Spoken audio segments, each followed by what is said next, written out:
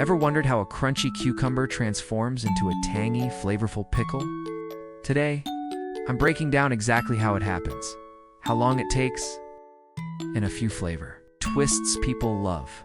Let's get your pickle game strong. Pickling is one of the oldest food preservation methods in the world, and cucumbers are its superstar. Whether you like them sour, sweet, or spicy, we've got you covered.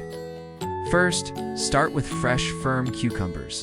Small to medium ones work best for that satisfying crunch. Wash them thoroughly to remove dirt and bacteria. Next, choose your cut spears, slices, or even leave them whole. Now, the magic happens with your brine. A basic pickling brine is simply water, vinegar, and salt.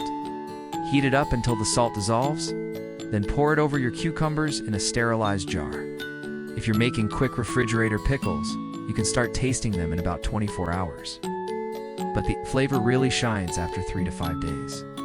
For traditional fermented pickles, the process takes about 1 to 4 weeks, depending on temperature and taste preference. Here's where you can get creative.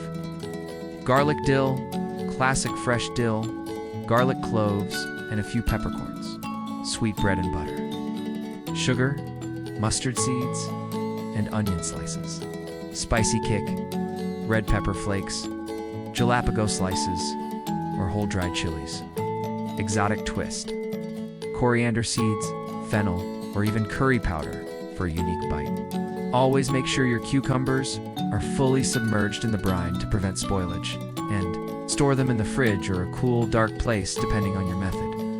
And that's it. You've turned a cucumber into a delicious pickle. Try out a flavor variation, and tell me in the comments which one you made. If you learned something today, give this video a like, subscribe for more kitchen know-how, and keep your pantry stocked with flavor.